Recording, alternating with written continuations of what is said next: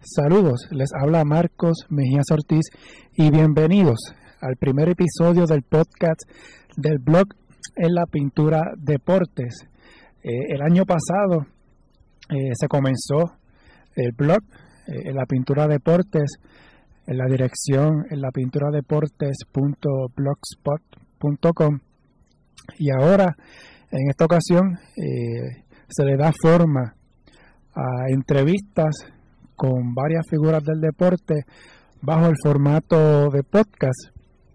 En este espacio se entrevistarán a figuras del deporte y aunque el nombre del blog está atado al baloncesto y habrán varios invitados relacionados a esta disciplina, también habrán conversaciones eventualmente con otras figuras de otros deportes. Cada jueves saldrá un episodio. En esta semana de estreno se publicarán varios episodios para ir cogiendo el piso, como dice el refrán, y luego iremos una vez a la semana todos los jueves. En esta semana tengo de invitados entre varias figuras al narrador Ernesto Díaz González, al licenciado Jun Ramos, presidente de la Federación de Baloncesto de Puerto Rico, al también licenciado Fernando Quiñones, presidente del Baloncesto Superior Nacional, al ex técnico de la Selección de Puerto Rico, Carlos Morales, al ex jugador, también fue asistente y dirigente, Rolando Urruitiner, entre otros invitados durante los próximos días. Para este primer capítulo me honra de tener invitado al narrador Ernesto Díaz González, conocido por su estilo de contar los partidos de baloncesto de la Selección de Puerto Rico y la Liga Boricua, el BCN, el Baloncesto Superior Nacional. Con Ernesto tuve una gran conversación sobre su extensa carrera, sus inicios en el deporte, su aventura como dueño de un equipo de béisbol, de las duras pruebas que le ha dado la vida, la controversia sobre su negación a la exaltación al pabellón de la fama del deporte puertorriqueño hace ya unos años, si se acerca o no el momento del retiro, si esa palabra le ha cruzado por la mente, entre otros tópicos. A Ernesto, gracias por la oportunidad y por aceptar la invitación rápidamente desde la primera vez que nos comunicamos para cuadrar esta entrevista. Les recuerdo que pueden visitar mi blog en la dirección enlapinturadeportes.blogspot.com y también pueden seguir las redes sociales del blog en Facebook e Instagram en La Pintura Deportes, en Twitter @PinturaDeportes o en mi cuenta @MarcosMOrtizPR. De igual forma, cualquier crítica o sugerencia, siempre en el marco del respeto, será bienvenida y estas las pueden enviar a través de las aplicaciones en las que reciben este podcast o por la cuenta de las redes sociales que les mencioné anteriormente. De igual forma, en el correo electrónico en lapinturadeportes@gmail.com. Sin más preámbulos, aquí la conversación con Ernesto Díaz González. Que la disfruten.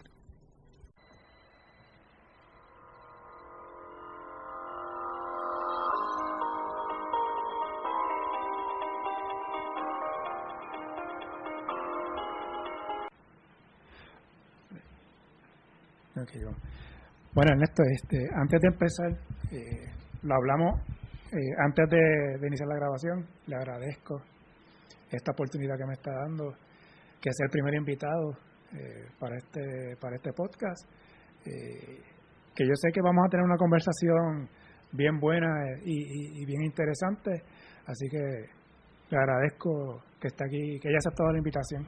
Pues gracias a ti, Marco, por haberme invitado a la recíproca.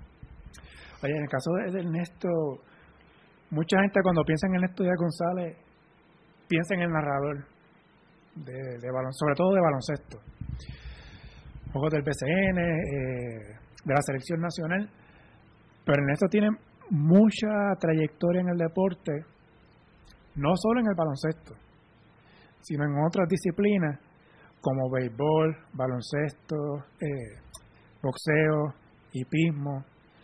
Y quisiera hablarles un poquito, ¿no? Empezando. En el béisbol, a mediados de los 80, Ernesto se tiró la aventura de comprar un equipo de béisbol profesional, los entonces senadores de San Juan, que convirtió en los Metros de San Juan, y el primer año, campeones. Mira, mi historial empieza dentro del deporte precisamente en el béisbol. Yo me encantaba con mis amigos de la juventud, de escuela superior y de la universidad, de ir los sábados al Parque Sisto Escobar a ver la pelota profesional. Y nos íbamos a bleacher y disfrutábamos aquellos juegos, Santurce, San Juan, Ponce, Mayagüez, Caguas. ¿Por qué? Para aquella época todavía no estaban los Lobos de Arecibo. Y entonces pues éramos unos fanáticos del béisbol tremendo, y da la casualidad que en marzo de 1962, como yo seguía también la pelota AA, el grupo de nosotros de amigos que nos criamos juntos, estudiaba en la high de la universidad para aquella época, y después en la Universidad de Puerto Rico, íbamos mucho a la pelota AA, y vimos crecer el equipo de Río Piedras, de Cagüitas Colón, e íbamos a Junco a ver al equipo de Junco, íbamos a Humacao, íbamos a Cataño, a seguir la pelota AA. Inclusive Santurce llegó a tener franquicia con Harry Resach y Terín Pizarro y esas cosas. Y yo viendo un juego de pelota AA en Bayamón, en el estadio Ernesto Juan Fonfría, como mero fanático, porque yo nunca soñé ni hablar por radio, ni por televisión, ni escribir nada de deporte. Terry García, que era el narrador y que para aquella época también era el secretario de la Liga de Béisbol Aficionado AA de Puerto Rico, que presidía Verne. Entonces Terry tiene un problema estomacal y mira la vuelta redonda y viene y me dice, ¿cómo tú te llamas? Yo me llamo Ernesto, pero ¿y tus apellidos cuáles son? Díaz González. Me dice, yo necesito un favor tuyo. Yo, ¿de qué? Que me narres una entrada en lo que yo voy al baño. Y yo le digo, yo nunca he hablado por un micrófono, yo no sé lo que me estás hablando, no sé lo que pueda pasar. Y ahí viene Terry, pues en la próxima entrada con ustedes, Ernestito Díaz y González tendrá a cargo la transmisión de la continuación del juego entre Bayamón y Río Grande. Son de esas cosas que pasan en la vida que tú no las soñaste, no las esperabas ni estabas preparado. ¿Cuántas cosas dije, cuántos disparates o cuántas cosas buenas surgieron? Las desconozco. Estamos hablando que usted fue al juego como fanático a verlo, a disfrutar de una tarde de béisbol AA, y de momento el narrador le dice, dame la mano, ponte a narrar aquí, y usted sin tener papeles, sin tener información de los equipos. Nada. .0 bicicleta. Eso fue a partir de -0. Y ahí pues algo hice bien, porque al concluir la entrada, él regresa y me dice, quédate una más. Cuando él me dice, quédate una más, hacía calor, como para sudar, y yo me bañé en sudor. Pues dije, anda al diablo, una entrada más. Porque, volvemos a lo mismo, yo no estoy consciente de lo que estoy diciendo, porque no había ninguna preparación, ni emocional, ni educativa para lo que estaba haciendo. Y así las cosas, pues, acabé. Cuando se acabe el juego, me dice, mira, va a haber un juego ahora, la serie final de Utuado y Río Grande, voy a bregar para conseguir los derechos y yo quiero que tú me ayudes en eso. Y por ahí me cuelo y narro mis entraditas en esa serie, y entonces lo escucha el gerente de Guapa Radio, Segismundo Quiñones, me llama y me dice que por qué no se crea un programa a las 5:30 de la tarde de deportes. Yo digo, ¿qué es esto? Yo estaré soñando, yo estoy tripeando, ¿qué es lo que está pasando aquí? Porque tampoco estaba preparado para eso, ni para una ni para la otra. Y así comienza un programa que se llamaba Hoy en los Deportes. ¿Qué emisora? Guapa Radio, 680, cuando pertenecía a don Ramón y Segismundo Quiñones. Y ahí empiezo, y me escucha la gente de Holston, y se convierten en patrocinadores. Y yo digo, pues las cosas no están tan malas. Era un programa media hora. 15 minutos, 5:30, 5:45, de lunes a viernes. Y ahí lo escucha Palo Viejo, Don Marca Palo Viejo, Marcelo Márquez y compañía. Entonces se convierte en patrocinador. De ahí pasó un año, año y medio, y voy y me mueven a WKQ Radio. Okay. Y Palo Viejo para mí fue una cosa espectacular.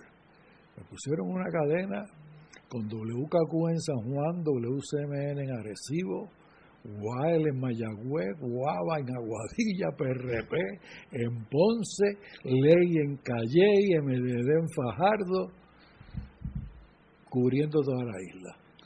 Y eso me dio un impulso maravilloso, muy, pero muy violento, al extremo de que voy a cubrir como fanático a ver los juegos de los Lobos de Arecibo. Y allí el gerente general, Naval Barreto, me dice, ¿tú eres Ernestito, el que tiene el programa de radio que nosotros repetimos? Yo dije, sí, ¿qué pasa? ¿Qué sucede? Dice, pues, ¿por qué tú no narras 3 entradas de los juegos de los Lobos? Y yo le digo, no tengo tiempo. Me dice, lo hacemos. Cuando tú llegues, pues tú narras la 4ª, la 5ª, la 6ª, o narras la 6ª, la 7ª, la 8ª, pero tú vas a narrar 3 entradas de los Lobos. Eso fue el segundo año de Arecibo. Entonces narraba para Corto Andújar, y ahí yo comienzo a narrar pelota profesional en la temporada 63-64. Y narro 1, narro 2 años. Y ya en el tercero, entonces me llama Irán Cueva para que me vaya a los Cangrejeros de Santurce. Pero, como son las cosas en la vida, Naval Barreto me sigue escuchando por radio. Entonces viene la transición en Arecibo con los Capitanes de Arecibo, que jugaban en el Parque Olmo y que estaban en espera de que concluyera la Pancho Padilla para moverse a la Pancho Padilla. Pero todavía no llegaba. Entonces, esa época que el baloncesto se jugaba en los parques de béisbol.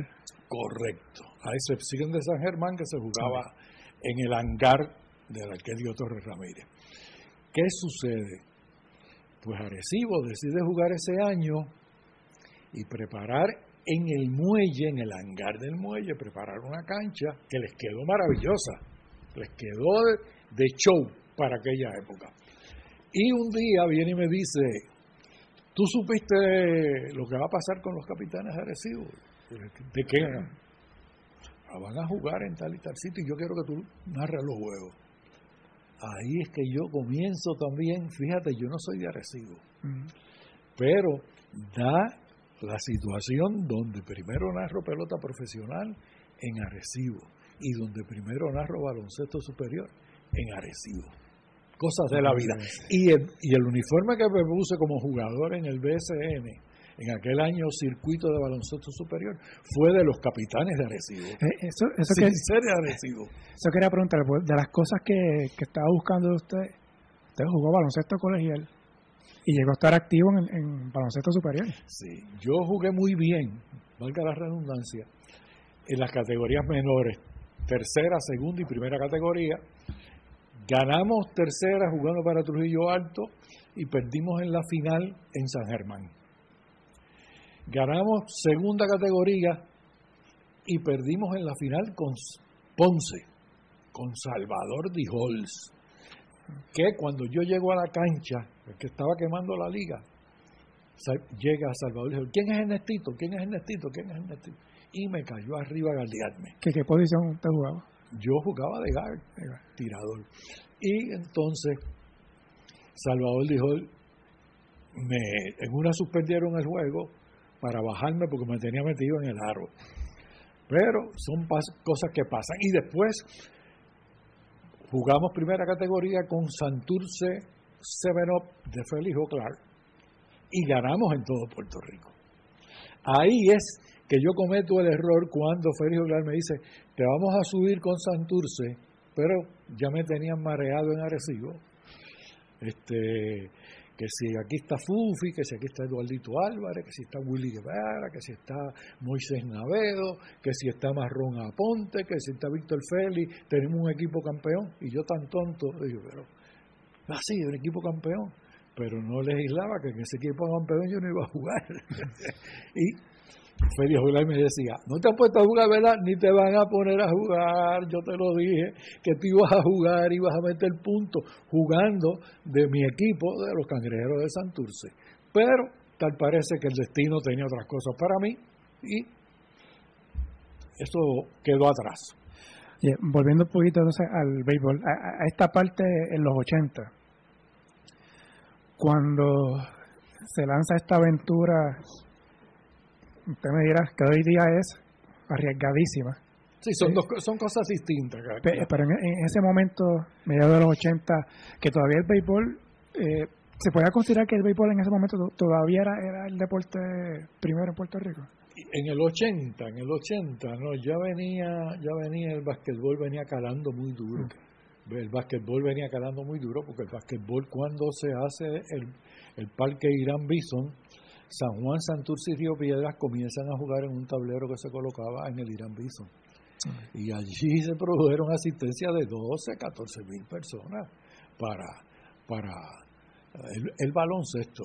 Lo que sí sucede con el béisbol es que seguía siendo fuerte los juegos entre Santurce, entre San Juan, pero comienza a diluirse un poquito cuando San Juan se va a Bayamón, que fue muy bueno para San Juan la movida, económicamente maravillosa. A Bayamón, el público en Bayamón correspondió los primeros 5 años, luego se enfrió, y ahí es que comienza la pelota a enfriarse un poquitito.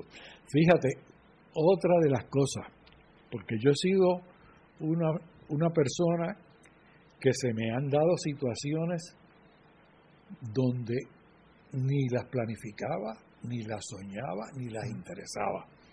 Yo me convierto en dueño de los Senadores de San Juan cuando Norman Parhurst, que era el dueño del equipo, molesto porque el equipo había llegado último, porque no había ido la fanaticada los 2 años que él había estado, me dice que busque un dueño. Mira a ver si me puedes ayudar a conseguir un dueño para el equipo. Estoy dispuesto a venderlo y estoy dispuesto a hacer cualquier tipo de transacción. En aquel momento yo vivía en la Florida. Por problemas familiares y mi señora esposa ya tenía cáncer de seno y había entrado en otra metástasis. Todos esos problemas que uno sufre en la vida y que no puede estar aleteándolos, que tiene que estar reservándolos. Entonces, cuando llego a casa, comento con Maggie esta situación. Y tú sabes lo que me ha dicho mi esposa. Tú en casa has hablado en 1001 ocasiones de que se debía hacer esto, de que se debía hacer lo otro, de por qué no se hace esto, por qué no se hace lo otro, por qué tú no lo compras y tú lo haces, todo eso que tú has estado hablando aquí, ¿por qué tú no lo haces?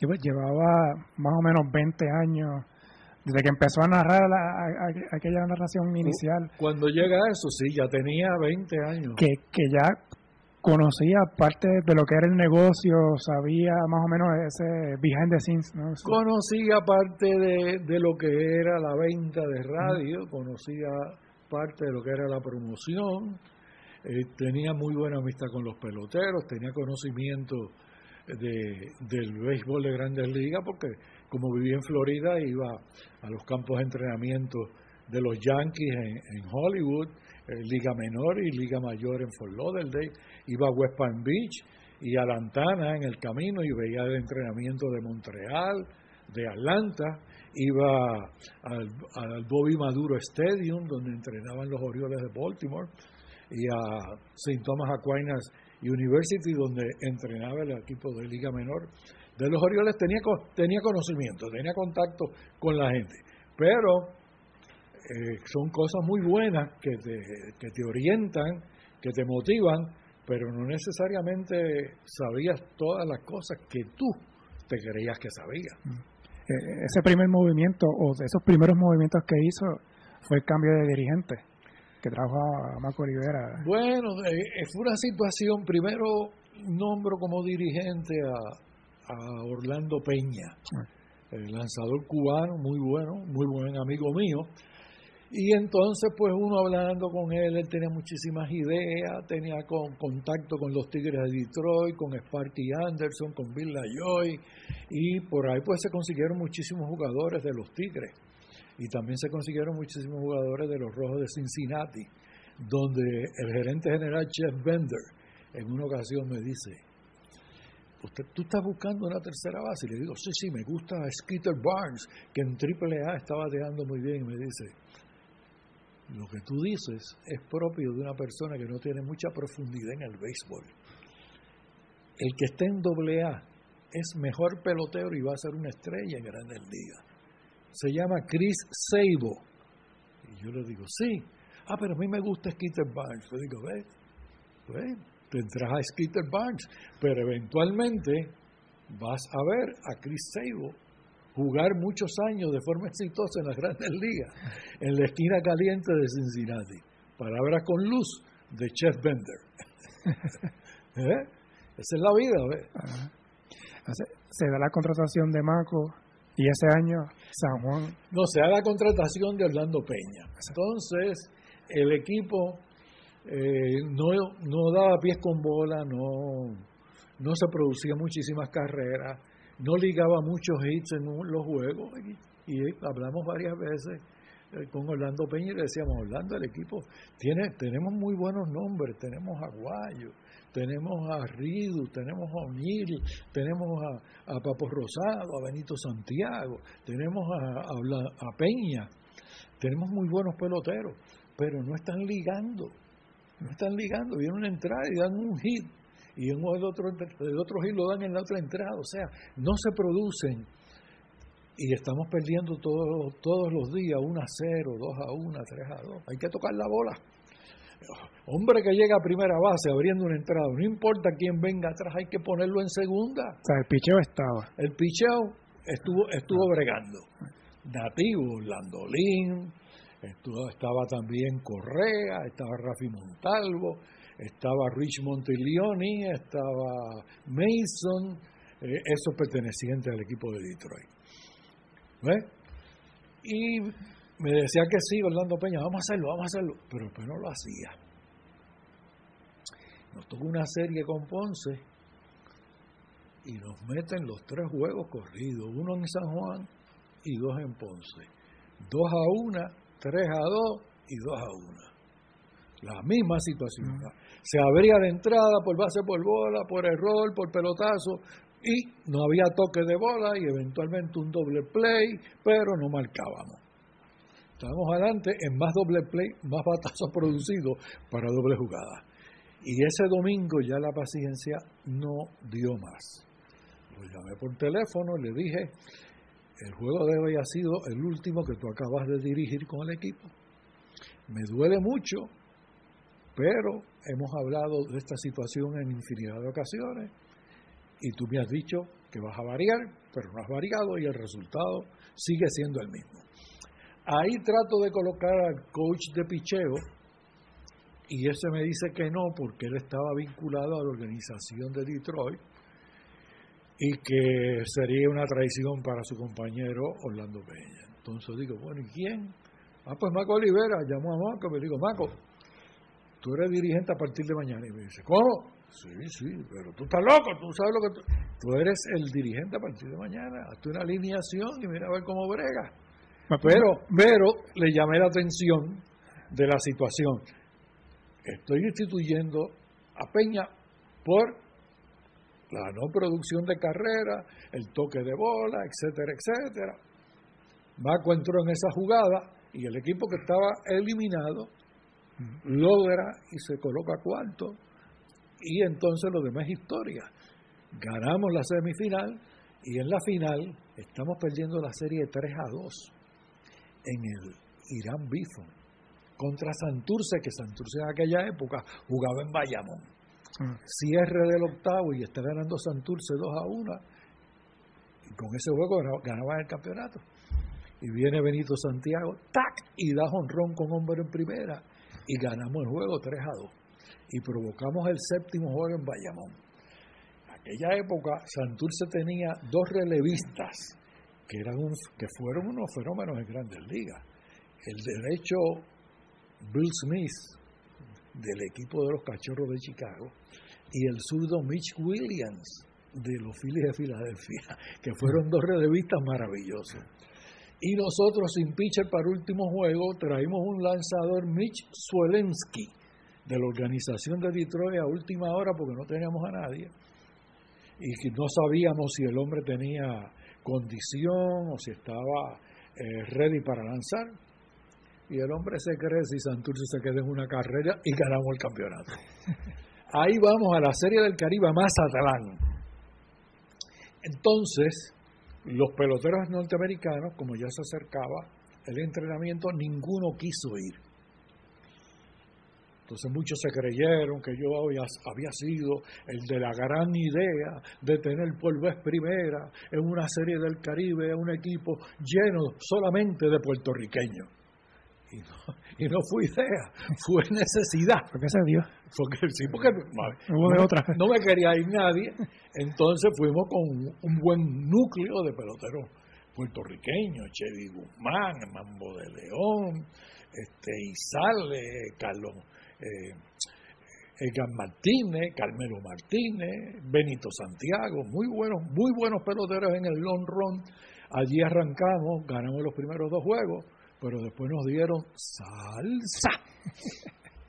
¿Cuánto tiempo estuvo con San Juan? Bueno, estuve esa temporada que ganamos, estuve la segunda que abrimos y la lluvia nos traicionó porque llovió de una manera brutal en el mes de noviembre y nos suspendieron 9 juegos. Y económicamente salimos ese año, salimos muy bien el primer año, el segundo salimos apretados. Entonces comenzaron muchísimos tirijadas de chisme y la enfermedad de mi esposa. Y yo dije, no. Yo no estoy para tanta vorágine día a día, así que yo me quito. Le dije, en aquel momento eran mis socios, los dueños de Pan Pepín, Buggy Umpierre y Luis Rodríguez Pagán, abuelo de Luis Fonsi. Luis Fonsi en aquel momento era un bebé. Entonces le dije, no, ustedes me compran o yo le vendo lo mío a Pantalones Santiago que le interesa, porque yo no voy a seguir en esto. Definitivamente yo no soy una persona para estar en este tipo de trabajo. Y me quité, quitado. Y de ahí no volvió. Bueno, después volví, sí, a narrar Series del Caribe. Por eso, pero como dueño de equipo, administrador. No, ni de cerca ni de lejos. No. ¿Y cómo compara el béisbol de esa época en la que fue dueño con el de ahora? O sea, hace unos años atrás, 2007-2008, no hubo temporada, la crisis económica afectando no solo al béisbol, sino a todos los deportes en Puerto Rico.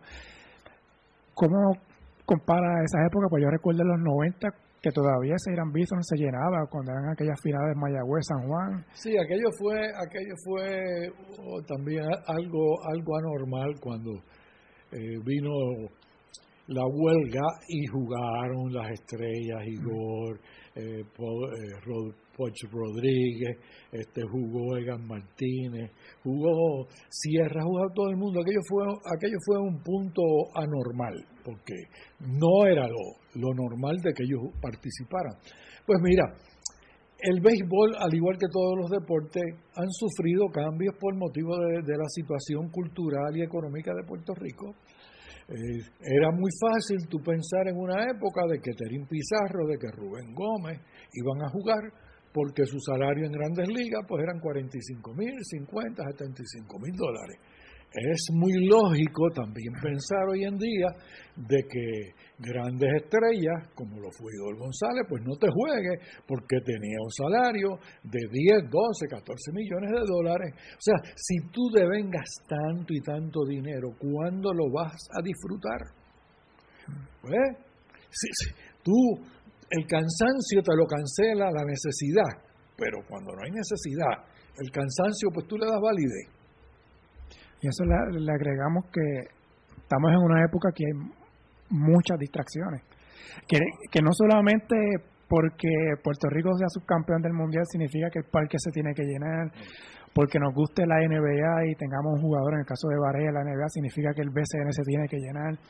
No, esa es otra falacia. O sea, que se busca como que es una obligación del fanático respaldar la actividad deportiva. No, tú tienes que presentar un buen evento, tú tienes que tener control de los costos y luego cruzar los dedos a ver si la gente te va, porque la situación económica, la televisión. La televisión es una escopeta de 2 tiros. ¿Por qué? Porque te da la oportunidad de llevar tu deporte a la casa de los fanáticos, pero está llevando tu deporte y está llevando otros deportes. Porque tú tienes, me encanta el béisbol, está bien, pero tienes también otros que ven una competencia de automovilismo, ven golf, ven tenis, ven boxeo, ven baloncesto, están los paquetes de televisión, está el fútbol de la NFL, está el soccer. O sea, que lo que en el pasado era el deporte, el béisbol o el baloncesto, no. Ahora tiene una competencia extra de otros deportes que te cubren 7, 8, 9, 10 canales. De otros deportes u otras diversiones, porque está la gente que le gusta el cine o quiere ir a conciertos y tiene que decir o voy al cine o voy al juego de baloncesto. Exacto, ya brincaste la verja, donde no solamente el que es fanático de los deportes es fanático del cine, el que es fanático de los deportes es fanático de las series de televisión, y así las cosas, todo cambia. O sea, esto implica que el reto es aún mucho mayor de lo que era antes, porque estamos en una época con redes sociales que se supone, ¿verdad?, que todo el mundo tenga acceso a ellos, pero todavía hay equipos, pues tanto del béisbol, baloncesto, voleibol, que todavía no hacen el uso correcto de esa facilidad. O sea, hay equipos en el baloncesto que no tienen cuentas de Twitter, por ejemplo. Y entonces, ¿cómo se va a llamar la atención de ese público para que vaya a los juegos? Bueno, esos son los problemas básicos que ha habido siempre en el deporte en Puerto Rico, la comunicación. Tú tienes que tener una buena comunicación con los fanáticos. Y tener una buena comunicación con los fanáticos no necesariamente es ponerte a discutir con el fanático o tú hacer lo que el fanático dice. Pero siempre, por ejemplo, yo te puedo hablar por mí. Twitter. Yo estoy en Twitter y yo leo Twitter. ¿Qué pasa? Hay muchísimas ideas maravillosas. Hay ideas descabelladas. Hay mucha tontería, pero hay mucha cosa también con mucha lógica. Entonces, uno pues selecciona y dice, fíjate, qué interesante es lo que escribe esta persona, lo que trae a colación, mira lo que aquel dice, mira, aquel no sabe nada de lo que está diciendo, pero déjalo con su idea, no lo voy a corregir, pero trato de leer a todo el mundo, porque uno aprende de todo el mundo, nadie nace sabiendo, y el día que uno cierra la llave y se cree que se la sabe toda, tu poder de entendimiento y de visión de la vida se reduce, porque cuántas ideas nuevas salen todos los días, cuántos productos nuevos salen todos los días. O sea, uno tiene que estar presto a aprender de todo el mundo, porque alguien te puede ayudar en una cosa que tú no estás bien enfocado, o en una cosa que tú estás entendiendo incorrectamente, o en una cosa que tú nunca fuiste expuesto a ella.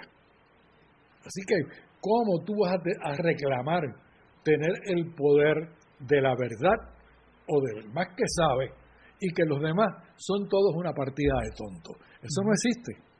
O sentarse a esperar, como estamos hablando ahora, porque es béisbol y ha sido tradición por tantos años, pues que la gente vaya. No, porque se pierden las tradiciones, se pierden, oye, los amores se pierden. ¿Cuántos no se casan a los 21, a los 22 y se divorcian a los 30? Ah, y tú me quieres decir que no se querían. Seguro que se querían. Ahora, cada cual a su manera. Y tarde que temprano, pues surgen los problemas. Pues eso es la vida. La vida es eso. La vida es emoción, la vida es cultura, la vida es análisis. Y tú no te puedes quedar estancado esperando que pase la guagua. Porque tal vez estás en una parada donde ya la AMA clausuró que por ahí no pasa ninguna guagua y te pasaste 4, 5 semanas, 2 meses esperando una guagua que nunca va a pasar. Vamos a hablar obviamente de su carrera como narrador, pero específicamente con la selección de Puerto Rico, pero antes de eso, buscando información suya me topé que fue promotor de boxeo. Y la primera cartelera de boxeo en el Roberto Clemente, usted fue el promotor de esa cartelera. Sí, cosas de la vida también. Nunca interesado. Sí, he hecho en total 36 peleas de campeonato mundial en televisión. Pero en aquel entonces, Pito Montes, presidente de Caribbean Finance, tenía empleado a Josué Márquez, un excelente boxeador puertorriqueño, de las 140 libras. Y la aspiración de Josué Márquez y de Pito era que Josué peleara por el campeonato mundial. Un día se me acerca, me dice, Néstor, tengo esta idea. Le digo, pues, vamos, ¿qué tú quieres? Vamos a hacerla, vamos a echarla para adelante. Nunca me negaba, estaba en una edad que le metía mano a todo. Le hacía swing a lo mismo a una bola alta que a una bola contra el suelo. Y voy a la que en ese momento era la jefa en la Administración de Parques y Recreos Públicos, doña Dora Pasarel. Y le digo, doña Dora, voy a sacar la licencia de promotor de boxeo, ¿dónde puedo conseguir los papeles? Vaya, no es fulanito de tal. Le dieron los papeles. Fui a donde un amigo mío, Luis Felipe García, CPA, saco mi licencia de promotor. Hablo con el venezolano que manejaba aquí Pambelé, llego a un acuerdo económico con él, entonces me voy al Coliseo Roberto Clemente, hablo con Prado, que era el administrador, y ahí pues me dio la fecha para la pelea. ¿Qué año estamos hablando? 1973. Entonces, o sea, el Coliseo llevaba poco tiempo. Poco tiempo, ya las estrellas de Fania habían inaugurado el Coliseo. Entonces, hablo con Pito y le digo, Pambelé va de 40, ¿cuánto se le va a dar a Josué? Perfecto, Entonces empiezo y busco mi gente y comienzo a conseguir las peleas que van en la 1, 2, 3, 4. En eso, viene y se me acerca Saso Betancourt. Saso Betancourt fue un excelente manejador de boxeadores, inclusive el dominicano Teo Cruz lo hizo campeón mundial, a Rafaelito Navarro, muchísimos boxeadores.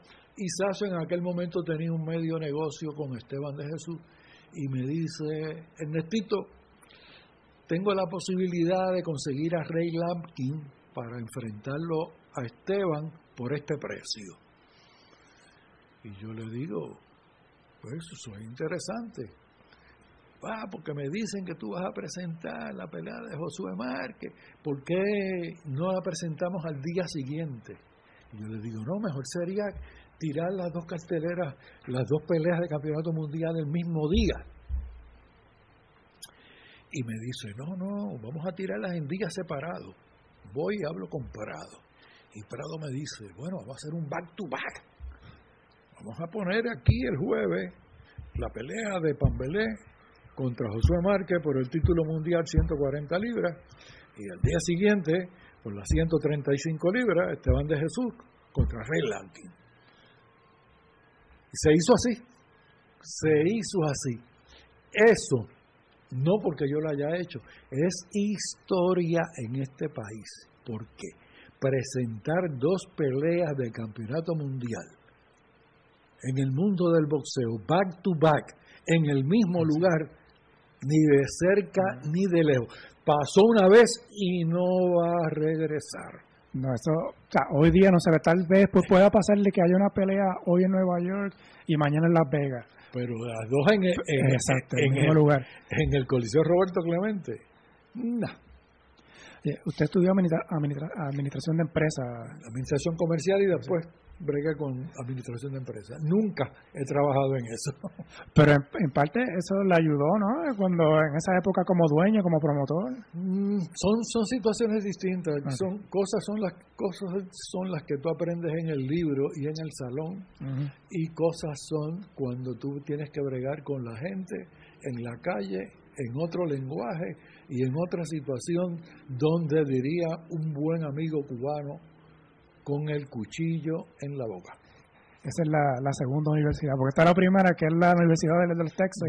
Yo te diría que la universidad número 1 es la de bregar día a día en la calle, porque cada persona es un mundo, uh-huh. Tiene un enfoque distinto, y entonces ahí es donde tú tienes que ir aplicando, ajustándote.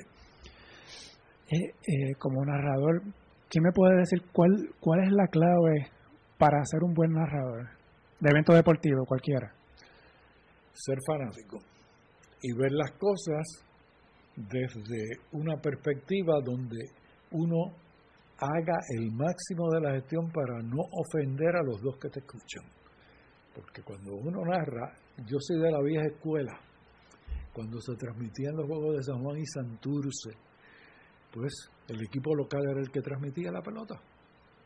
Y venía Ponce y el equipo local era el que transmitía la pelota, y Mayagüez igual. Cuando Santurce iba a Ponce, el que transmitía era Ponce. Y entonces yo tuve muchísima gente que me orientó y me ayudó muchísimo, pero muchísimo. Tuve unos grandes orientadores, me decían, usted tiene que respetar a las dos fanaticadas, usted tiene que narrar con el mismo entusiasmo y mismo ímpetu cuando batea un jonrón Ponce como cuando lo batea Santurce. Cuando la recta del lanzador de Ponce es de 95 millas, como si la recta del lanzador de Santurce fuera de 97. La jugada del segunda base de Ponce con el mismo entusiasmo y misma dedicación que la que realiza el segunda base de Santurce.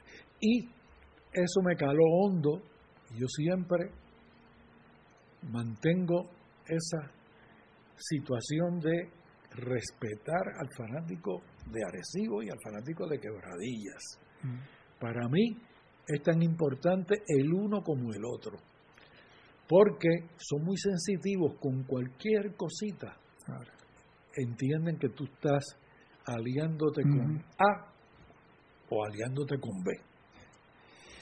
Y ya con sobre 50 años en esto, ¿cómo ha evolucionado su estilo? Radicalmente, porque yo no puedo esperar que la gente se ajuste a mí. Yo tengo que ajustarme a la gente. Mira, yo empiezo a narrar, por casualidad, como te dije, en marzo de 1962.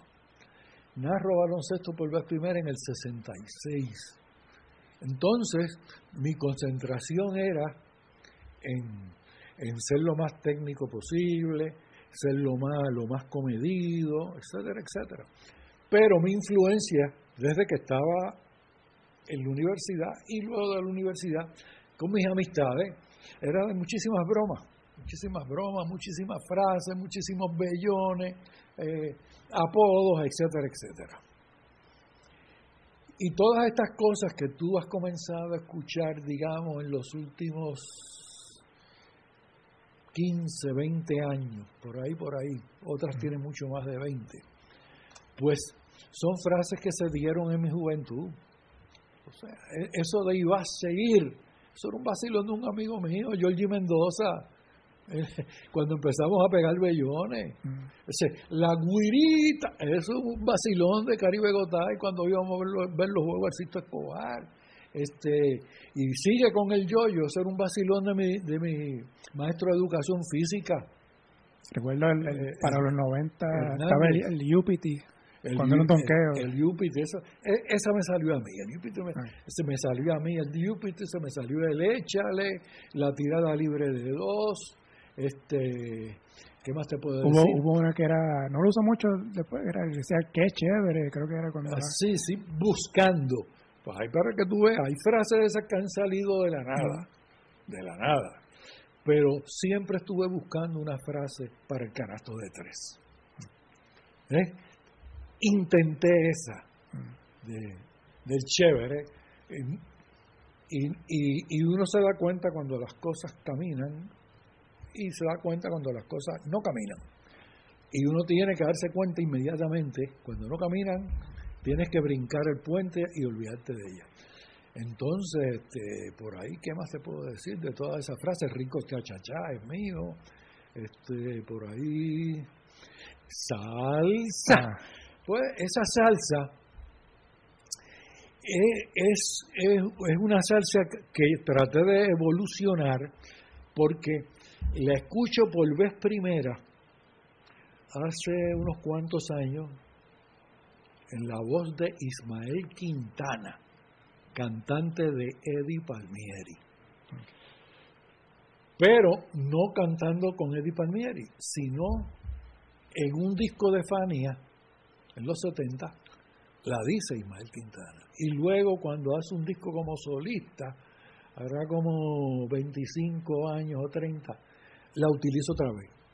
Una frase que si yo no lo digo, millones y millones y millones de personas no saben que la base de esa salsa es Ismael Fat Quintana, un excelente cantante de salsa. Entonces, lo que hice fue variar un poquitito la entonación porque me vacilaba y me vacila la forma en que Ismael lo decía. De todas esas frases, ¿cuál es la más que la reconocen cuando va por la calle? Y en las canchas, no, lo mismo te zumban y vas a seguir, o lo mismo te dicen agua para los gallos, o te dicen échale, o rico cha-cha-cha. No, mira, uno se sorprende, porque hay veces que tú estás en un lugar y están cuchicheando y tú te percatas de que están cuchicheando, pero nadie dice nada. De momento uno dice algo. Te dicen, por ejemplo, échale, y yo lo zumbo detrás, y va a seguir, y ya entonces salen los demás diciendo otra frase. No, eso es lo que te da. Mira, esa es la cuerda, esa es la gasolina que uno tiene. Sí. Cuando tú escuchas que el fanático le da, no solo el fanático, porque hay 4 de esas frases, se salieron del básquetbol. Se salieron, no se brincaron la verja, porque el échale la utilizan para todo, en todos los lugares. El iba a seguir igual. La salsa igual. El agua para los gallos igual. O sea, se salieron del cascarón de identificación o ser parte del baloncesto, son parte de la jerga puertorriqueña. En honor a la verdad y manteniendo cierto grado de modestia. En el centrobásquet femenino reciente que hubo en Islas Vírgenes, no sé si tuvo la oportunidad. Sí, me lo dijeron. De verlo. La transmisión era en inglés. Sí. Pero hubo ahí un par de échale cuando venía el tiro de afuera. Sí, porque lo que sucede es, el que lo dice es Kevin Shepard. Y Kevin Shepard fue un gran jugador de Islas Vírgenes. Yo narré muchísimos juegos de él internacionalmente y aquí en Puerto Rico, donde lució con varios equipos, especialmente con los Mets de Guaynabo. O sea, que él había escuchado en muchas ocasiones el échale y el iba a seguir cuando jugó aquí. Y eso, pues mira, me hace sentir muy orgulloso. Eso no...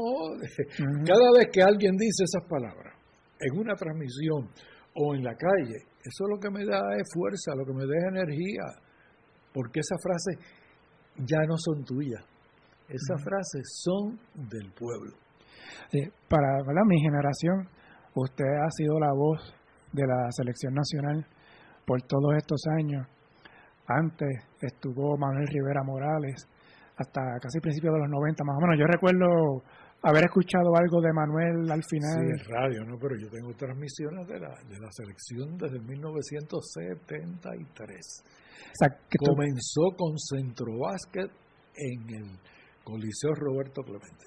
O sea, que estuvieron, aunque Manuel empezó, ¿verdad?, en los 60, con la selección ya como tal, o sea, estuvieron ahí más o menos... Manolo le dio un impulso al basquetbol que increíble. Manolo tenía una fuerza de voz, tenía mucha energía y le gustaba el trabajo. Manolo tuvo que crecer recreando juegos, porque cuando surge Manuel Rivera Morales, estaban narrando los juegos Luis Mariano Díaz, estaba narrando los juegos Felicio Torregrosa, Eugenio Guerra, en el Sisto Escobar. Entonces, él compró unos derechos para recrear. Entonces, su recreación salía por la mañana en Radio 1. Y por ahí es que empieza Rivera Morales. Yo escuché una historia que me dice si es cierto o no. En el caso de Manuel Rivera Morales, que en las Olimpiadas del 64 se transmitían por radio, pero hubo un juego de Puerto Rico que no se transmitió. No fue 64, fue 72. 72. 72. Que él recreó unos exacto, sí. Que lo que hizo fueron apuntes en la libreta, sí, entonces sí. Después fue al hotel y por teléfono recreó el juego. Sí, no, recreó parte del juego. No, eso después que uno tiene cierta experiencia es fácil.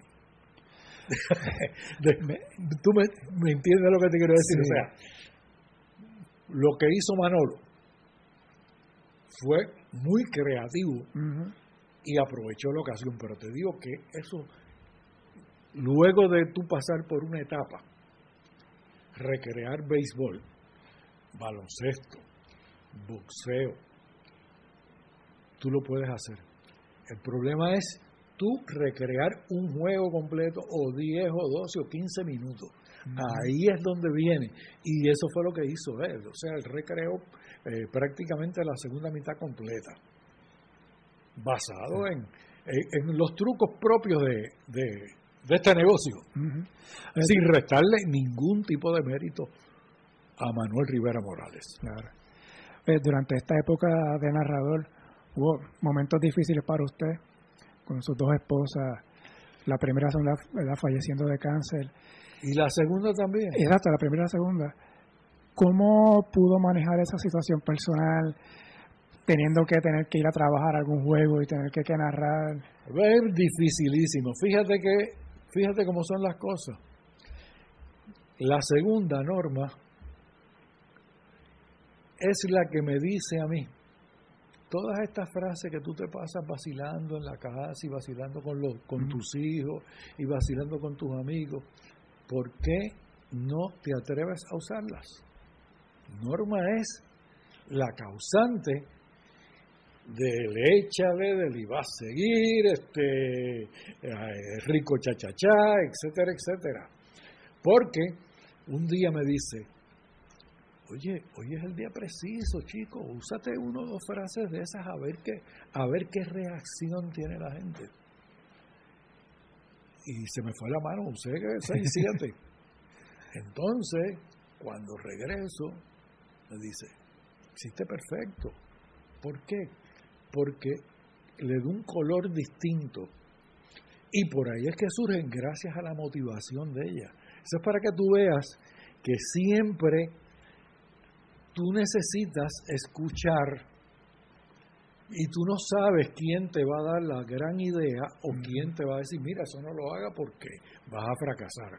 Y en este caso, Norma es la responsable de haberme puesto las pilas para que me atreviera a decir y hacer ciertas cosas que yo tenía mucha suspicacia, mucho miedo en hacerlas, mucho temor a fracasar.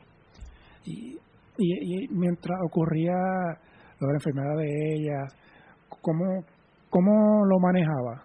Para que eso no se viera reflejado en las narraciones. Bueno, porque volvemos a lo mismo, o sea, yo soy el tipo de persona que puedo que he narrado con migraña, que he narrado con 1001 situación negativa, porque Dios me ha ayudado a que cuando yo me siento frente a un micrófono, me concentro en lo que está pasando. El resto yo lo he hecho a ganancias y pérdidas. Cuando se acaba la transmisión, retomo todos esos problemas y esas bendiciones y bregamos. Pero mientras esté en un juego, tú no me vas a escuchar a mí trayendo problemas personales que no le importan a nadie. Porque el que prende un televisor es para ver ese juego, no es para ver o saber si yo estoy sufriendo o me duele el alma o me duele el pecho, nada de eso. Es a ver el juego y a disfrutar de lo que está pasando. ¿Cómo ve ahora la profesión de narrador? Ahora con la nueva escuela, porque hay ahora muchos narradores nuevos.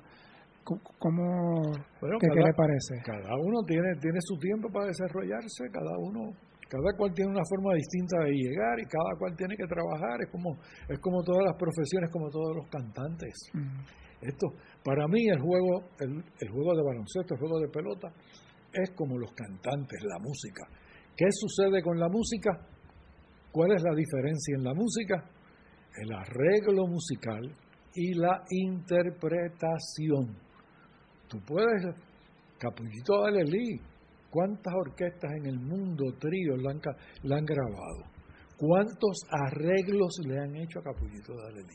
¿Cuántos cantantes le han puesto su sabor, su melodía, su tumbao a Capullito de Alelí? Pero de esos 300, 400, 500, hay uno o dos que cautivaron tus oídos. El resto, ni fu ni fa. Lo mismo sucede, y lo mismo sucede en la pelota. ¿Cuántos shortstop puertorriqueños ha habido? ¿Cuántos catches? Pero siempre se recuerdan de Poch. No se recuerdan de los demás. Pues es la misma situación, es lo mismo. Es la interpretación. La diferencia, hablando de esto de la música, yo por ejemplo, soy un fanático de la salsa. Me gusta mucho la música de salsa vieja, pero con arreglos modernos.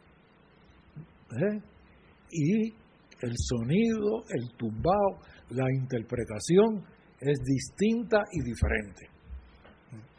Ellas son 55 años narrando. Desde aquel primer juego de béisbol, 43-44, desde aquel primer juego de la selección que narró. ¿Le ha pasado por la mente la palabra retiro? Oh, sí. En los últimos años he tenido algunos quebrantos de salud. Tuve en el 2013, tuve problemas con la tiroides. Se me puso lenta y ahí dejé de trabajar unos cuantos juegos porque el desgano, el sueño, el cansancio, el aburrimiento era brutal. Hasta que finalmente llegó la medicación correcta y resuelto el problema. Fue una etapa donde tú piensas, a lo mejor esto es un aviso para que te quites. Al año siguiente se me sube la presión, que nunca había tenido problemas de presión. Y los problemas de alta presión, los efectos secundarios son muy parecidos a los de la tiroides. ¿Ves? Y ahí empezaron a tomar este medicamento, a tomar el otro, a tomar esto, hasta que llegó el medicamento correcto y se controló la presión. También comencé eso de retiro. Al año siguiente me hago una colonoscopía. En esa colonoscopía no pueden llegar al colon ascendente, pero detectan que tengo un pólipo. ¿Sí? Vuelven y me hacen otra colonoscopía y no pueden sacar el pólipo. Entonces el médico me dice, pues esto es sencillo. Esto yo voy a cortar por aquí 12 pulgadas en el... Te voy a abrir 12 pulgadas y te voy a sacar donde esté el pólipo, 6 pulgadas hacia abajo y 6 pulgadas hacia arriba del colon, a ver qué sucede. Un major surgical, no bombón de chocolate. Y todo salió negativo. También me causó cierto grado de depresión. Pero fuera de eso, porque fueron seguiditas, fueron las 3 situaciones y se dieron dentro de la temporada de baloncesto. Mira qué casualidad. Se dieron las 3 situaciones. La de la tiroide vaga, la de la alta presión y la del colon en 3 temporadas seguidas de baloncesto superior, perdiendo un mes de trabajo, 3 semanas, 4 semanas, 2 meses. Pero ahí es donde te llega el punto que también te motiva a seguir. Dice, yo he perdido todo este tiempo, pero no he perdido la simpatía en el oído de la gente. Así que yo tengo que seguir para adelante. Entonces, cuando tú llegas a la cancha y los niños y los viejos y los de mediana edad quieren tomarse un selfie contigo y quieren compartir contigo, mira, eso es mejor que una leche batida. Eso es mejor que un suero. Eso te da un deseo de trabajar y te da una motivación. Tú dices, pero espérate, si yo le importo a la gente, ¿por qué yo voy a dejar que ellos me importen a mí? Creo que este sentimiento, me imagino que mucha gente lo comparte conmigo. Los juegos de la selección nacional tiene que estar Ernesto Díaz González en la narración, porque si no, yo siento que no es lo mismo. Bueno, porque acostumbraste el oído, es que uno se va identificando. El problema es eso, o sea, es como cuando en mi época tú escuchabas un bolero por Tito Rodríguez y lo podían cantar todo el mundo, podían hacerle un arreglo a todo el mundo. Cuando cantaba Tito Rodríguez era punto y aparte. Y lo mismo cuando tú tocas una orquesta, pues, y tocaba la orquesta de este, y la orquesta del otro, y la orquesta del otro, pero cuando el maestro Tito Puente marcaba 1, 2, 3, 4, era otra cosa. ¿Hay algún narrador que podamos considerar ese sucesor de Ernesto Díaz González? No creo que sea la persona que deba juzgar. No creo. Creo que debe ser el público el que juzgue, el público. Porque no va a trabajar para mí, va a trabajar para el público. Entonces el público es el que te va a decir. El público es como cuando tú vienes, por ejemplo, y ofreces que vas a dar un concierto en el Choliseo y va a tocar el magnífico grupo de merengue, acompañado de este otro excelente grupo de merengue, sin mencionar nombre para no hacerlo sentir bien. Y el costo de la taquilla son $25. Y van a empezar a tocar desde las 7 de la noche hasta las 3 de la madrugada. Viene el otro anuncio. El día 7 de agosto, la presentación de Juan Luis Guerra y su grupo 440. Va a estar tocando de 10 a 12, 2 horitas, $125. ¿Cuál se llena primero? ¿Cuál se llena de los dos? ¿Dónde se queda la gente fuera? Cuando el que canta y hace la música es el grupo de Juan Luis Guerra y 440. Aquellos te lo ponen a $25, te dan 10 horas de baile. Aquí es 125, 2 horitas, y la gente se queda afuera. ¿Por qué?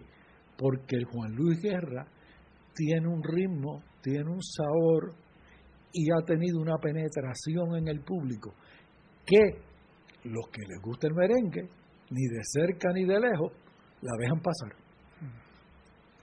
En cuanto a la selección, ya son 44 años narrando partidos de la selección. Ha visto muchísimo. Lo bueno, lo pobre y lo malo.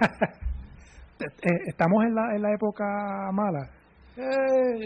Bueno, es que hemos vivido muchísimas cosas. O sea, el deporte, la vida es una rueda.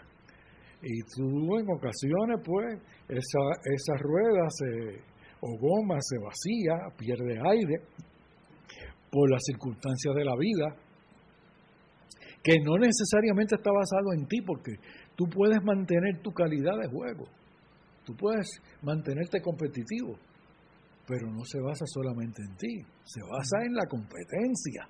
La competencia puede dar un salto, como está pasando en este momento en muchísimos países, y tú puedes mantener tu mismo nivel, pero te van a pasar el rolo, tan sencillo como eso. Yo recuerdo cuando empezaba el baloncesto internacional, si era Puerto Rico o Argentina, era casi una victoria segura para Puerto Rico. Aquí vinieron 1000 equipos de Argentina, de Uruguay, de Brasil, de África. Ahora vienen esos mismos equipos y se nos hace difícil competir contra ellos. ¿Por qué? Porque el deporte hoy en día ha entrado en la globalización. Entonces nos enfocamos, que si no se desarrollan jugadores, que si esto, que si lo otro. Mira, se desarrollan jugadores, lo que pasa es que no se desarrollan al mismo nivel. Entonces mantenemos el mismo sueño de cuando nosotros dominábamos, pero no analizamos el contrario.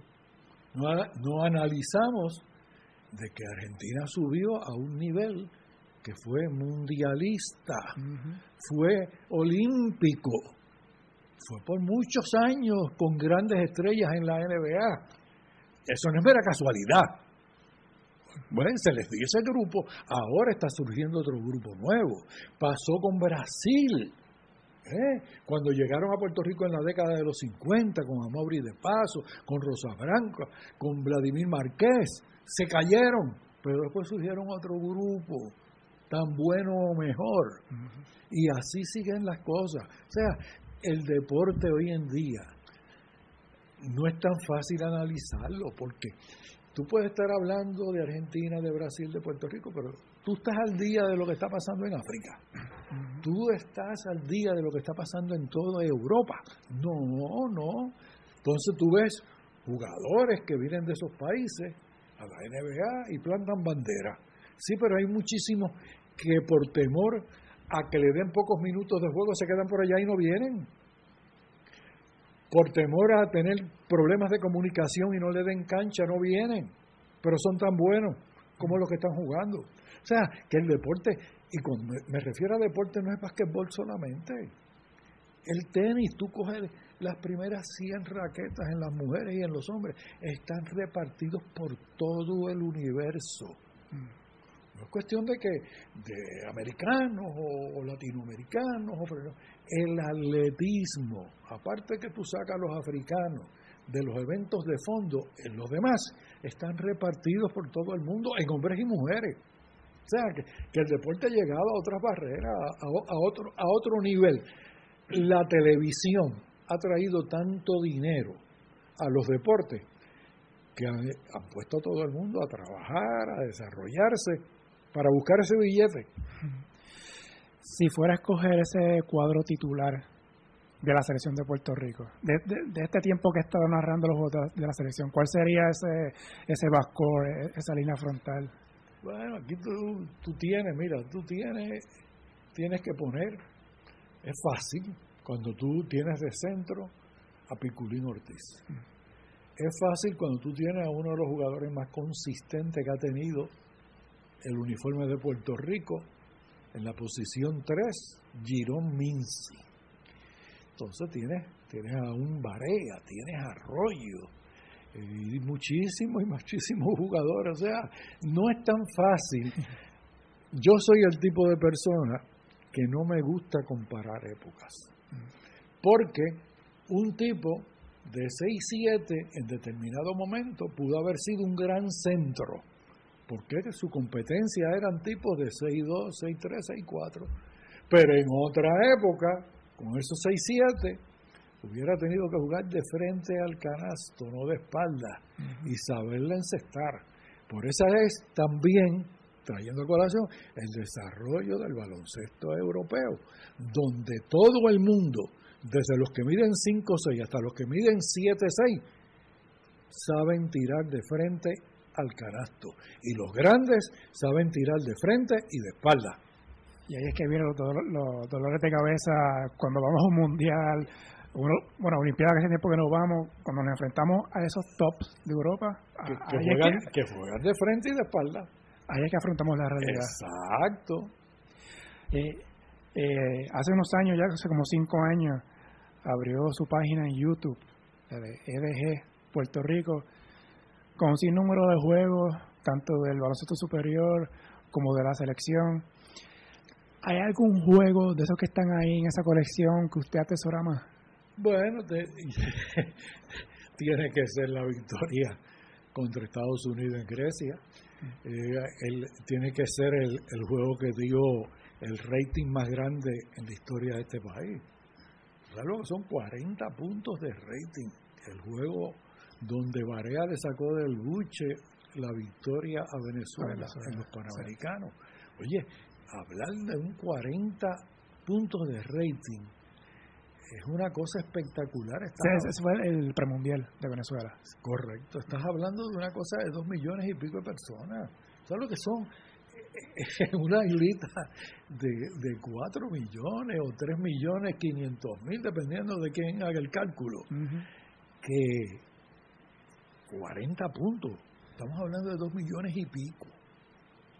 Estamos hablando en grande, un rating espectacular, pero no solo, porque fíjate que son situaciones que se dan en la vida. Dentro de ese torneo hubo un juego de 36 puntos y hubo un juego de 35. Son cosas anormales, no se repiten más, no se van a volver a repetir. Porque después tú dices, se sacaron 9, 10 puntos, qué bueno. Espérate, si es bueno 9 o 10, ¿qué es 40? Uh-huh. Y en ese juego de Estados Unidos del 2004, mientras estaba narrando, y veía que Puerto Rico, especialmente en el segundo parcial, fue sacando ventaja y llegó a estar por los 20 puntos. Pues el temor de que en cualquier momento hubiera una caída y nos pasaran el rolo. El temor de que se nos aflojaran las rodillas y nos pasaran por el lado. Eso mismo, cuando yo recuerdo viendo el juego, eso mismo me pasó por la mente. Por un momento pensé, pues en el tercer parcial se nos pegan, tal vez entramos al último con ventaja de 5 puntos, más o menos, y en el cuarto parcial nos sacan de la cancha. Y no pasó así. Y no pasó. Pues, es que la vida es así, la vida es así. ¿Y qué me dice de ahora que viene el nuevo formato de FIBA, este formato de ventana? Ese es un formato del soccer mundial que ha tenido muchísimo éxito en Europa y basado en el primer deporte del mundo, que puede ser muy bueno para ciertas áreas en el mundo, pero no se ajusta a la realidad baloncelística de nosotros, porque nosotros somos una liga profesional, pero no somos NBA. Somos una liga compuesta por jugadores refuerzos y jugadores puertorriqueños que están disponibles, porque muchos o no juegan o llegan tarde o tienen la opción de descansar y la aprovechan. O sea que nosotros estamos apretados en ese sistema. Yo pienso, yo soy de los que pienso que el BCN, guste o no, tal vez tendría que moverse de fecha para ajustarse un poco a... Yo creo que sería lo más razonable. Y volvemos a lo mismo, como están las cosas hoy en día. Lo mismo da jugar en enero que en febrero, que en marzo, que en abril, que en mayo. Porque si tú acostumbras al público, el público va a ir. Va a ir. Lo que sí es que tú tienes que jugar con los días que celebras los juegos, cuántos jugadores, cuántas franquicias, porque también cuando hay muchas franquicias que no arrastran, pues lo que te causan es problemas. Ahora, específicamente ahora en noviembre, que vienen 2 juegos, en febrero hay otros 2. No va a haber liga. No va a ser fácil ajustar, no va a ser fácil ajustar, estando jugadores por aquí, por allá, que van a querer participar unos y otros van a decir que les duele la rodilla y no vas a poder ir con una máquina de MRI allá o un PET-scan a poder hacer el examen. Y, o sea, para nosotros la situación no es cómoda, pero hay que bregar. Exacto, y caímos en un grupo, en un área bastante complicada. Este primer grupo, Estados Unidos, México y Cuba, en el papel Cuba sería el menos difícil, pero tienes a México que últimamente nos ha dado muchos dolores de cabeza.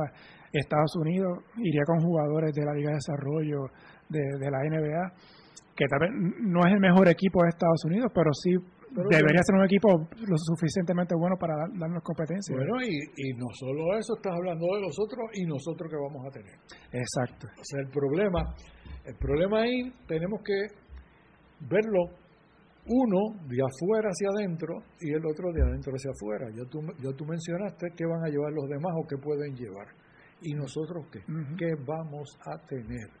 Porque podemos hacer muchísimos planes con estos que juegan colegial, pero están bajo una beca uh-huh. y el coach colegial se busca 4 inventos y dice que no tiene promedio, que tiene que coger clases extra, o te dice que está lastimado de la espalda, o te dice que le salieron unos muñeros y no hay forma de curarle ese hongo. Bueno, olvídate de eso. O sea, la situación hay que cogerla con pinza, no está fácil.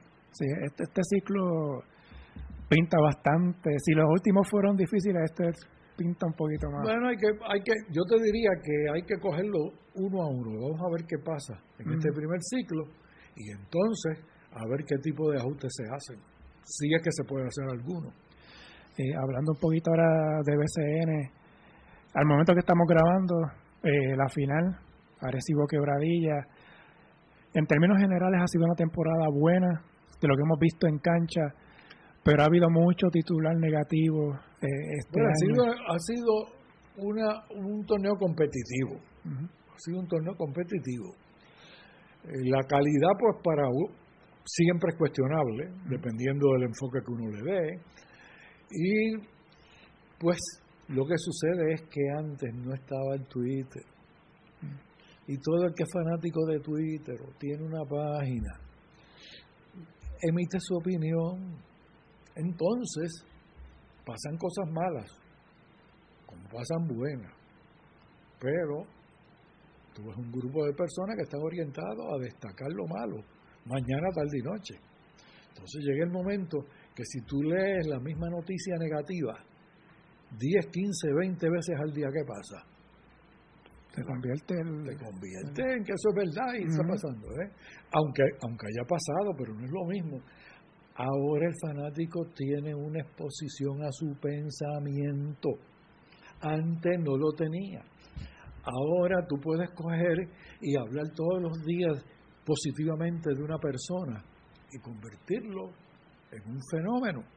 Como puedes hablar negativamente y buscarte un grupito de 15, 20, 25 y a fuetazo limpio mañana, tarde y noche, y puedes destruir a esa persona.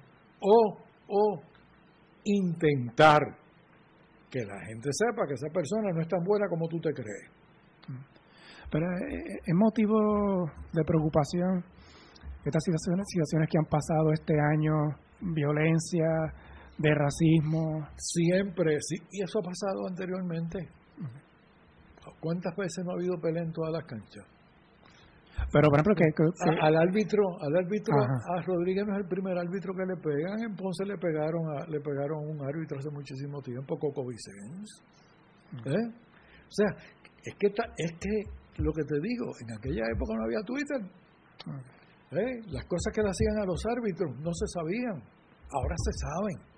O sea, todas estas mismas cosas han pasado anteriormente, en un mayor o menor grado. Eso de los apodos y de los problemas raciales, seguro que sí, no los voy a traer a colación, pero lo que sucede es que hay muchísima gente que desconocen que han pasado unas cosas y como los desconocen, pues no pasaron nunca. No. No es así, no es así. Hay una cantidad enorme de cosas negativas que han pasado, porque no es el transcurso de un año, ni de 2, ni de 3, son muchas décadas. Lo que sí sucede es que hoy en día tenemos la oportunidad de comunicar lo que pensamos y de lo que sentimos, correcta o incorrectamente. Y yo me nutro de eso, porque volvemos a lo mismo. Uno leyendo lo que piensan y lo que sienten los demás, se nutre. Esos incidentes de violencia que han pasado este año, ¿es reflejo de lo que está pasando en la sociedad? Pues sí, seguro que sí, los problemas de la sociedad, pero como te he dicho anteriormente, todas estas cosas han pasado antes. Es así, los cierres de cancha. Oye, tú no sabes que cuando se inaugura, la Pepín Cestero ha tenido 3 etapas. La primera etapa fue cuando lo hicieron en la esquina, que era en cemento y con unos bleachers que parecía una cancha de escuela superior. Okay. La segunda etapa es cuando el piso es de tartán, bajo techo, y hay un canasto que da hacia el este y otro hacia el oeste. Tenían que poner alambre de pollo hasta arriba, porque los fanáticos tiraban los vasos, tiraban las latas. Lo mismo sucedía en San Germán, cuando estaba el hangar, la primera cancha bajo techo. Tenía alambre de pollo hasta arriba, porque tiraban objetos, etcétera, etcétera. O sea que las situaciones negativas han pasado siempre. Lo que sucede es que ahora hay más exposición, se tiene más conocimiento más rápidamente. Quería aprovechar la oportunidad para preguntarle, en el 2013 hubo su nominación para el Pabellón de la Fama del Deporte Puertorriqueño. Usted no fue, tengo entendido, no aceptó. No lo acepté, no. ¿Qué pasó que no Bueno, aceptó? porque entiendo una opinión que a lo mejor estoy equivocado, o una percepción que a lo mejor no es la correcta, pero que hay un sinnúmero de personas, incluidas desde hace muchísimo tiempo, que no han hecho lo justo, lógico y razonable para estar ahí. Y entiendo que el reconocimiento pues llegó tarde. Es cuestión de percepción, de opinión o de sentimiento. Y yo aprendí desde hace mucho tiempo que un reconocimiento tardío no tiene ningún tipo de valor. Cuando a ti te reconocen en su momento, fantástico, pero fuera de tiempo, no, es para beneficio del que te reconoce. Si volviera la invitación o la nominación. Yo aceptaría si estuvieran fuera, cuando estén fuera de ahí Bob Liz y José Julián Álvarez en ese momento, yo estoy dispuesto, pero esas 2 personas, no, ni de cerca ni de lejos. ¿Quién es el Bob? Bob Liz. ¿Quién fue? Fue un norteamericano que vino a Puerto Rico hace muchísimo tiempo, que intentó ser dueño de la franquicia de los Senadores de San Juan en el Sisto Escobar, y fracasó, y que ayudó a presentar la pelea de campeonato mundial de Carlos Ortiz e Ismael Laguna en el estadio Irán Bithorn. ¿Y el segundo? José Julián Álvarez, que fue un alto ejecutivo de Cruz Azul, una empresa que quebró. Pero es algo que no le quita el sueño. No, porque cuando uno, o sea, mira, la cuestión de reconocimiento, eso nunca me ha quitado el sueño. A mí me nombraron uno de los jóvenes más distinguidos de Puerto Rico y de más progreso en el año 1973. Te lo menciono a ti, porque has traído la conversación, pero eso yo no lo menciono. A mí, cuando hacen un canal de deportes, el Canal 6, que es un canal de deportes, hizo un canal de programas viejos, hicieron un estudio y le pusieron mi nombre. Tampoco lo menciono. Yo soy de Río Piedra. y me hicieron un reconocimiento y me invitaron para exaltarme. ¿Ese pabellón de la fama? Sí, hace cuestión de algunos 15 años. Okay. ¿Y tú sabes cuál fue mi contestación? ¿Cuál? Que no, que muchas gracias. Porque cuando veo el núcleo de personas que estaban allí, fulanito, ¿qué hizo? Fue amigo de este. Este era alcahuete de este. Pues aquí este reconocimiento no tiene ningún valor. No me interesa. Okay. O sea, es cuestión de que uno tiene que tener unos valores, sean correctos o incorrectos. Yo no estoy diciendo que yo estoy, ni que soy dueño de la verdad. Uh-huh. Pero en la forma que se dieron estos dos reconocimientos, no fue de mi agrado. Entonces, yo sería hipócrita conmigo mismo. No, ¿por qué? Para complacer a otros que no le dieron mérito o crédito. No. Esa no está en mí. Además, volvemos a lo mismo. Para mí lo importante es, en lo que me queda de vida, y lo que siempre he hecho, tratar de hacer las cosas lo mejor posible. Si yo con eso, si yo logro eso, yo estoy satisfecho conmigo. Si le gustó al fanático, muchísimo mejor.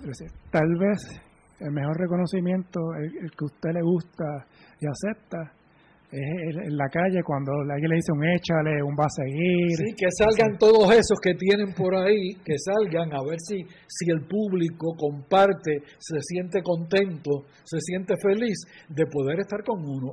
Ese es el mejor reconocimiento. Eso es lo que más vale. No es el dinero que me he ganado, ni las cosas que he podido conseguir, porque como yo nunca estuve en búsqueda de algo, fíjate, en el boxeo no estuve nunca en eso, en la pelota tampoco estuve, en el baloncesto igual, en el hipismo tampoco. En el hipismo yo gané 100 carreras en la hípica norteamericana, en 7 distintos hipódromos. Muy poca gente lo sabe. Y nunca tuve la intención de estar en eso. Un comentario que le hago a Pantalones Santiago y me responde, pues cómprame el caballo tú y haz lo que tú me estás diciendo. Mira para eso. Y otro reto más. No me hagas reto porque yo voy por encima. Sí. Lo voy a analizar, lo voy a estudiar, puede ser que me dé, que no se dé.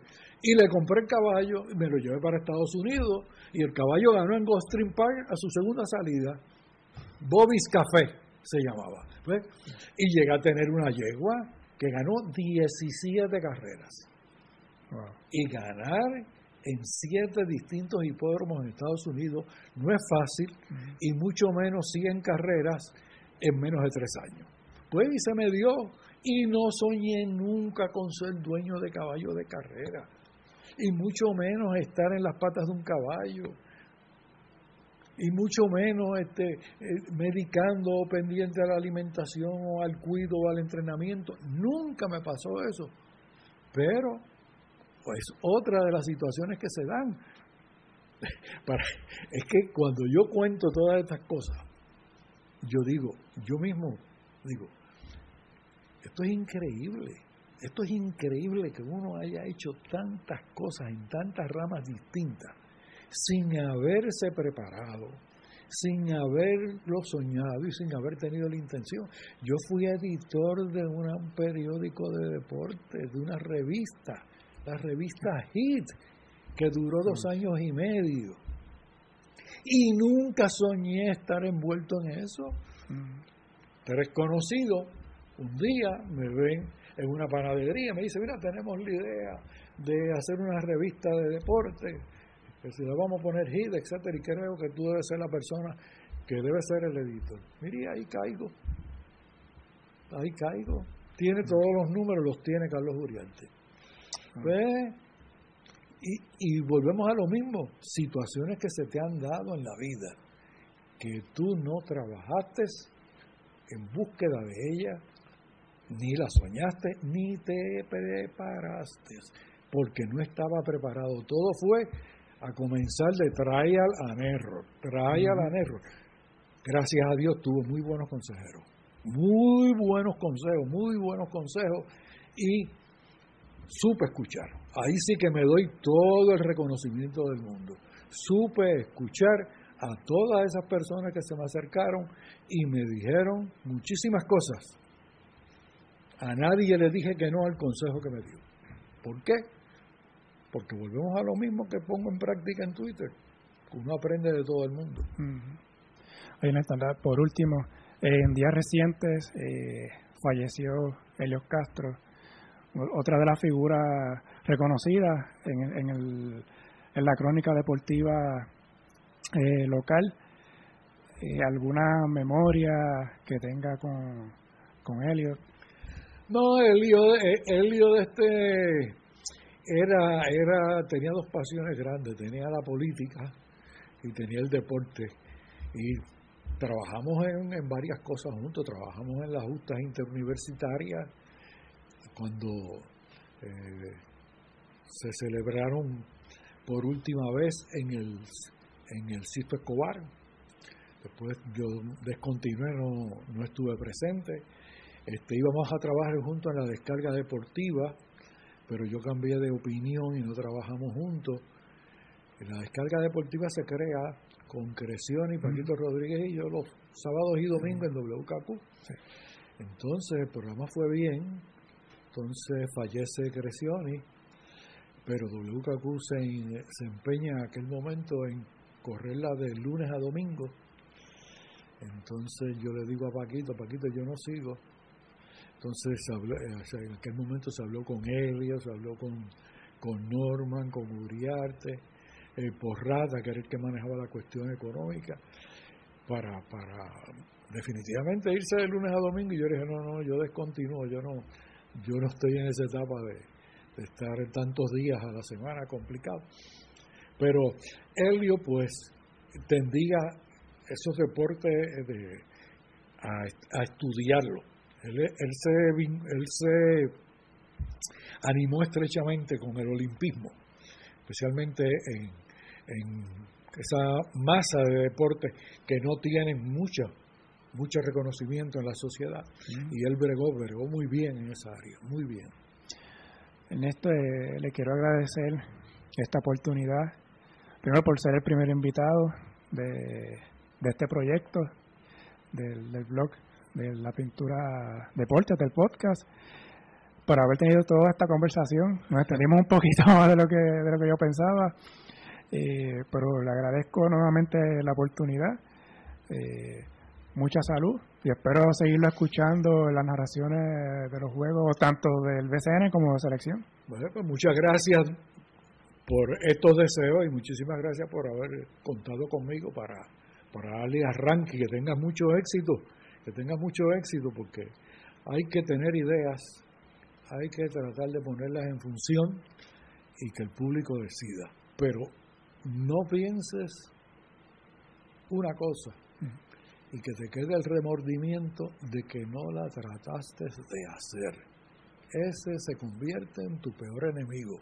Cuando tú te pones trabas en el camino, no el contrario, no tus enemigos, no tus competidores, sino tú. Y aprovecho la oportunidad, le extiendo una invitación futura para regresar, para hablar de otros temas, porque yo sé que con usted podemos hablar montones de cosas. Cuando tú quieras, y vas a encontrar en mí siempre que te voy a decir la verdad. No me gusta la mentira, porque me decía un maestro hace muchos años en la high de la universidad, no digan embustes, muchachos, no digan mentiras.